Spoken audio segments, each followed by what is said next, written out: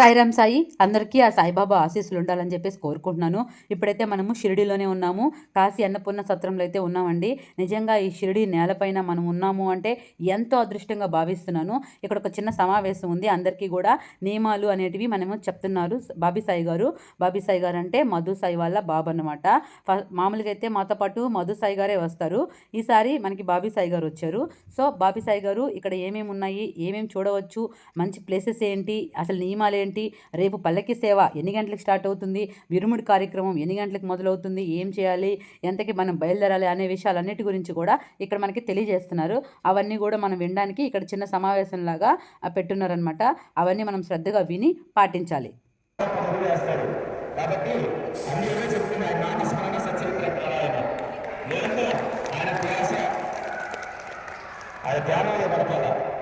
మన సమస్య ఖచ్చితంగా తీరుస్తారు. చిన్నప్పుడు స్కూల్కి వెళ్ళాలంటే ఏమిస్తారు టీచర్ చాక్లెట్ ఇస్తారు. అంటే ముందు బాబా నాకు ఇచ్చేస్తారు. సాయిబాబా అంటే నాకు చిన్నప్పటి నుంచి కూడా ఇష్టమేనండి. మొదలైతే వచ్చిందైతే కాదు, నాకు చిన్నప్పటి నుంచి ఇష్టమే. మీరు చూస్తున్నది షిరిడీలోని సాయిబాబా మందిర్ గోపురం అండి. ఎంతో చక్కగా ఉంది కదా. సాయిబాబా నడిచిన నేల ఇది, సాయిబాబా కూర్చున్న రాయి. నిజంగా చెప్పాలంటే దీని మీదే సాయిబాబా కూర్చో ఉన్నాడంట ఇంతకుముందు. ఇదే సాయిబాబా కూర్చున్న రాయి, అదే ద్వారకమ్మాయి. అసలు బాబా అంటేనే ద్వారకమ్మాయి అండి. నిజంగా ఆ ద్వారకమ్మాయిలోనే ఒక అద్భుతం అనేది ఉంది. అక్కడ కూర్చొని మేము ఒక 10 నిమిషాలు హారతి చూస్తూ ఉంటే మాకు తెలియని ఒక వైబ్రేషన్స్ వచ్చాయన్నమాట మాకైతేను. అదే నిజంగా చాలా గొప్ప విషయం. ఇది వచ్చేసి చావడి అనమాట. ఇటు సైడు లేడీస్ వెళ్తారు, అటు సైడు జెంట్స్ వెళ్తారు. మేము షిరిడీ నుంచి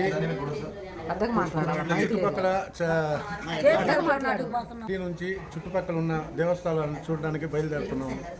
ఏం చెప్తున్నాడంటే మేము చుట్టుపక్కల ఏదైనా ప్రదేశాలు ఉంటాయి కదా, అవన్నీ చూడడానికి టెంపో మాట్లాడడానికి ఇక్కడికి వచ్చాము అది చెప్తున్నాడు. గురువారం రోజు టైం ఉందనమాట ఖాళీ. ఆ రోజు ఎక్కడికైనా వెళ్దామని చెప్పేసి అనుకున్నాం. నాసిక్ వెళ్దామని అనుకున్నాము. ఇప్పుడే మేము టెంపో అయితే మాట్లాడుకున్నాము. వెళ్ళడానికి మనిషికి 300 అవుతుంది. సో అందరమే ఒక 42 మెంబర్స్ అయితే వెళ్తున్నాము. ప్రస్తుతానికి అయితే ఇక్కడ క్యాంటీన్ అనమాట. నేను చెప్పాను కదా ఇక్కడ క్యాంటీన్ చాలా బాగుంటుంది. టిఫిన్ మార్నింగ్ మనమే కొనుక్కొని తినాలి అని అక్కడికి వచ్చామన్నమాట. అక్కడ టిఫిన్ తినేసి మేము నాసిక్ అయితే బయలుదేరుతాము. అక్కడంతా కూడా మీకు చాలా బాగుంది, అదంతా కూడా చూపిస్తాను. ఎక్కడ వీడియోని అయితే మిస్ కాకుండా చూడండి. క్యాంటీన్లో అయితే మార్నింగ్ టిఫిను దోశ, ఇడ్లీ, పూరి, వడ, ఉప్మా అన్నీ ఉంటాయి అన్నమాట. ఎవరికి ఏది కావాలంటే అది తినొచ్చు.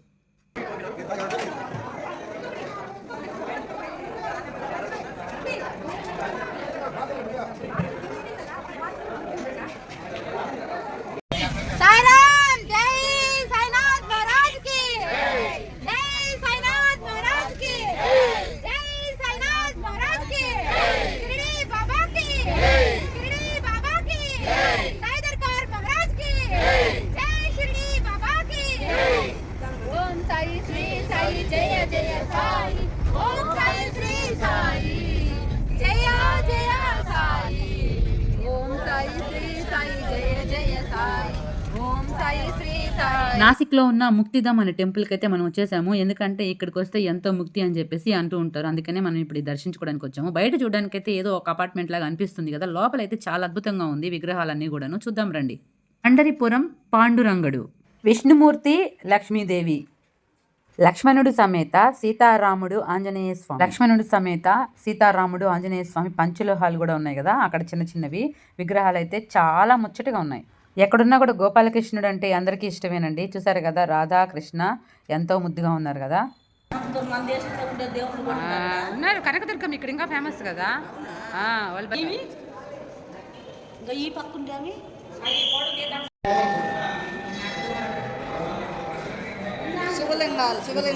శివుడు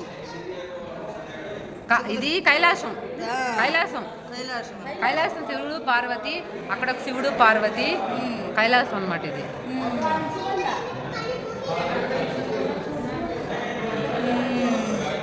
కైలాస శిఖరాన కొలువైన స్వామి.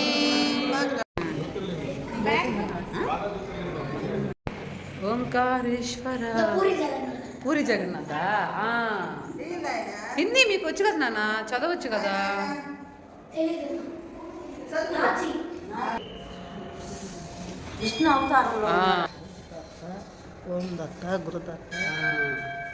బుద్ధుడు బుద్ధుడు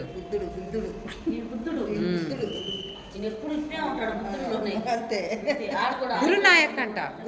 గురునాయక్ వీళ్ళందరూ విష్ణు అవతారాలు అన్నమాట. అన్ని విష్ణు అవతారాలు ఎన్ని ఉన్నాయో అవన్నీ.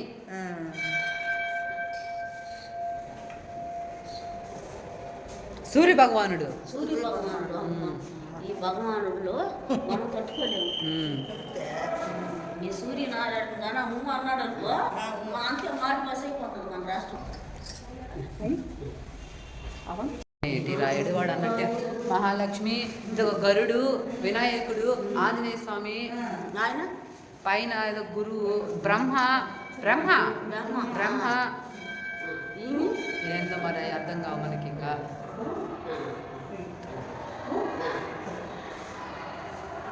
అసలు ఎంత బాగుంది.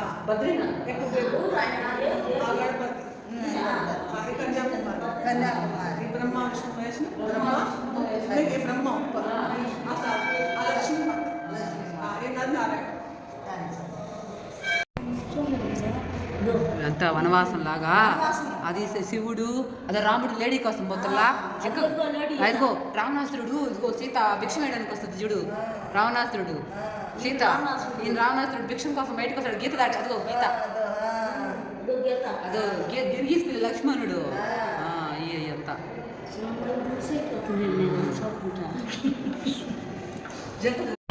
చాలా బాగుంది. ఇక్కడ లోపలన్నీ కూడా ప్రశాంతంగా ఉంది. చాలా బాగుంది ఇక్కడంతా. మనం నిజంగా అంతా చూసినట్టే మన కళ్ళకి కట్టినట్టు అన్నీ ఉన్నాయన్నమాట. అక్కడైతే సీతారాముడు వనవాసం చేసిన ప్లేసు, సీతని రావణాసురుడు ఎత్తుకెళ్ళిపోయే ప్లేసు, అదంతా కూడా చాలా బాగుంది.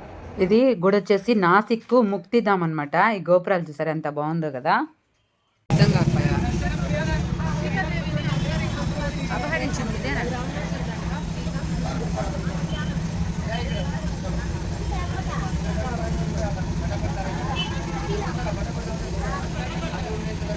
సీతాదేవిని అపహరించిన రావణాసురుడు, సీతమ్మ తల్లి, కృష్ణుడు.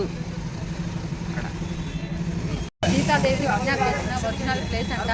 రావణాసురుడు వచ్చి సీతాదేవిని తీసుకెళ్ళిపోతాడు కదా, సో ఆ ప్లేస్ అనమాట ఇది వచ్చేసి. స్వామి గుహలు అన్నమాట ఇవి.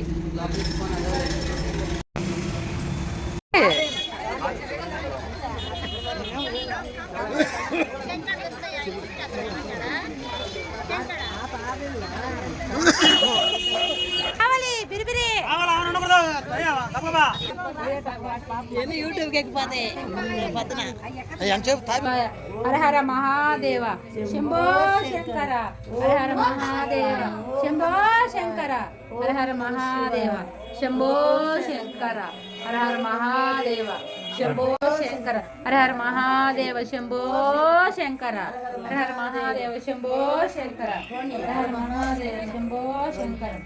ఓం నమః శివాయ, ఓం నమః శివాయ, ఓం నమః శివాయ.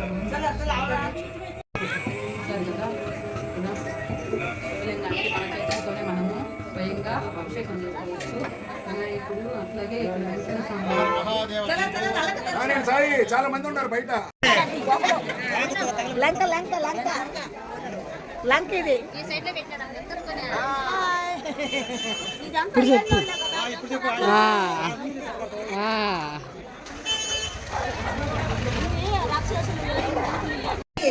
గుహలని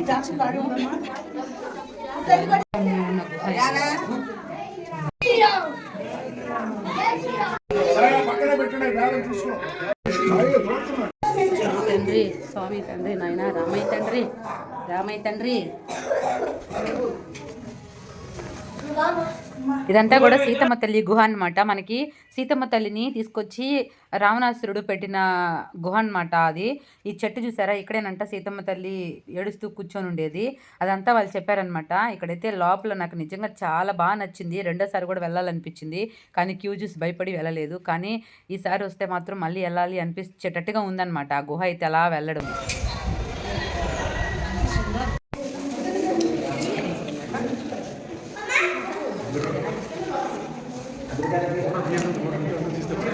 వాళ్ళు గుమ్ముకున్నారా? రాముడు, లక్ష్మణుడు, సీత.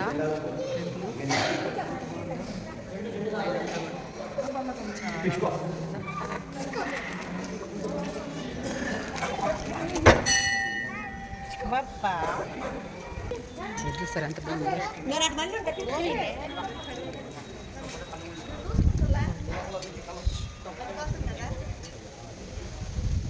ఇటు సైడ్ అంతా గుడులు భలే ఉంటాయి కదా. అంటే ఆ గోపురాలు, ఆ రాళ్ళు, ఆ కట్టడాలు అవన్నీ కూడా ఒక అద్భుతాల్లాగా ఉంటాయి.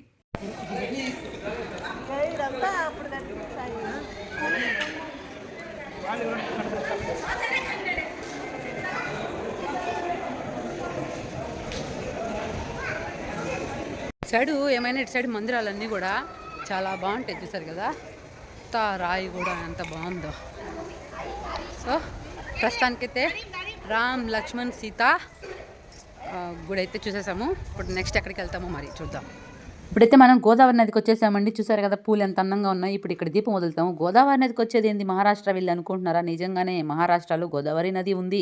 అదే కాశీ త్రయంబకేశ్వరం దగ్గర ఉండే నది అనమాట. ఇక్కడ 3 నదులు కలుస్తాయి. అవే ప్రవర, పూర్ణ, మంజీరా. ఈ నదులన్నీ కూడా ఇక్కడ కలుస్తాయి. నిజంగా ఇది చాలా పెద్ద నది.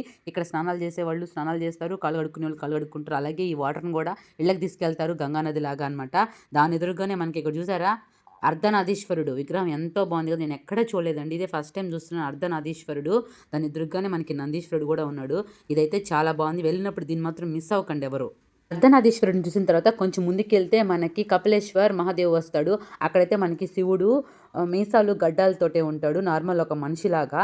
నిజంగా అదొక అద్భుతం అండి. మనం సినిమాల్లో మాత్రమే ఇలాంటి ఒక ఫోటో చూస్తుంటాం శివుడిది. ఇప్పుడు చూస్తున్నాం ఇక్కడ. ఇంకొక విషయం ఏంటంటే ఇప్పుడు గుడి లోపలికి వెళ్ళిన తర్వాత ఇక్కడ శివలింగానికి నందీశ్వరుడు ఉండడు.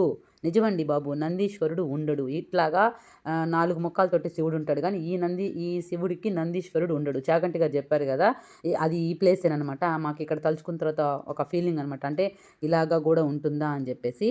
అది ఒక విశేషం అనమాట ఇక్కడ. శివయ్యకు చేసిన అభిషేకం పాలు ఎక్కడికి వచ్చాయి తెలుసా? ఇక్కడికి వచ్చాయి. ఎందుకు వచ్చాయి తెలుసా? ఈ పిల్లి తాగడానికి వచ్చాయి. చూసారా ఎంత శుభ్రంగా పిల్లి తాగుతుందో. పోన్లే దీని ఆకలన్నా తీర్చింది. అవునా, శివలింగం లాగుందా?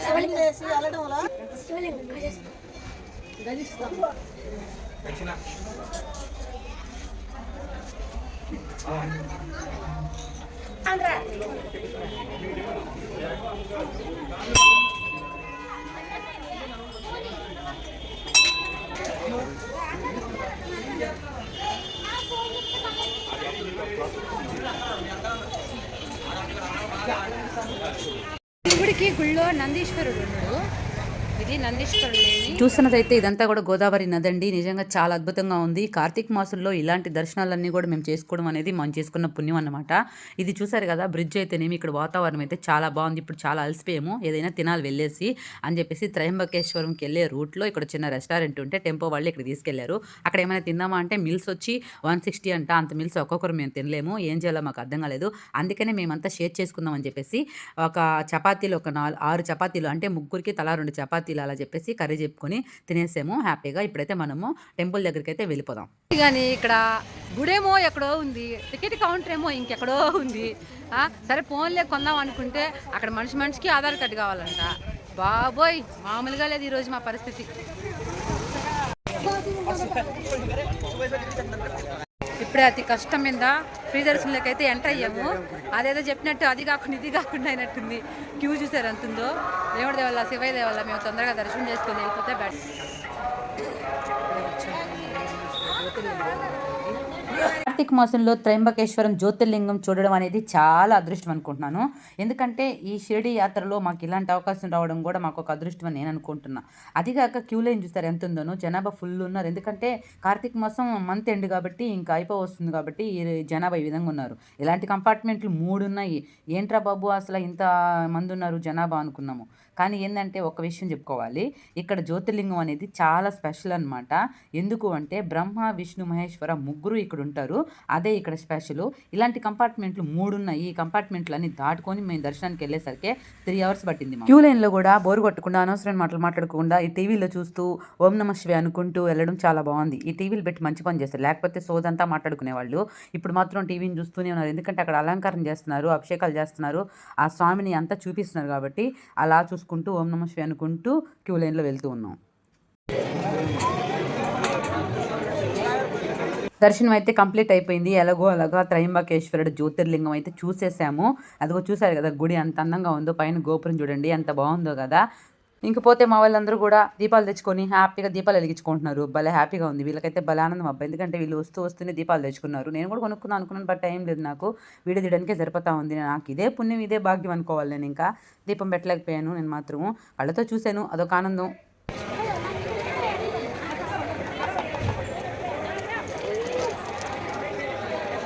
ఓం నమః శివాయ ఓం నమః శివాయ హర హర భో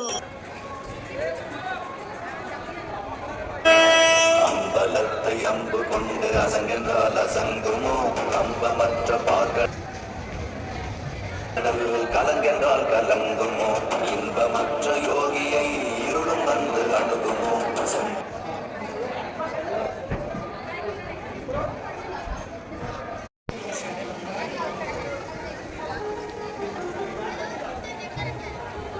షిరిడి యాత్రలో భాగంగా త్రయంబకేశ్వరం అయితే చూసేసాం. జ్యోతిర్లింగం అనమాట. చాలా అద్భుతం. ఎందుకంటే కార్తీక మాసంలో జ్యోతిర్లింగం చూడడం అనేది గొప్ప విషయం అనుకుంటున్నాను. మాకైతే భలే హ్యాపీగా ఉంది. అవన్నీ కూడా చూసేసి ఫొటోస్, వీడియోస్ అన్నీ తీసుకున్నాను. చాలా బాగుంది. అసలు కార్తీక మాసంలో జ్యోతిర్లింగం చూడడం అనేది చాలా గొప్ప విషయము.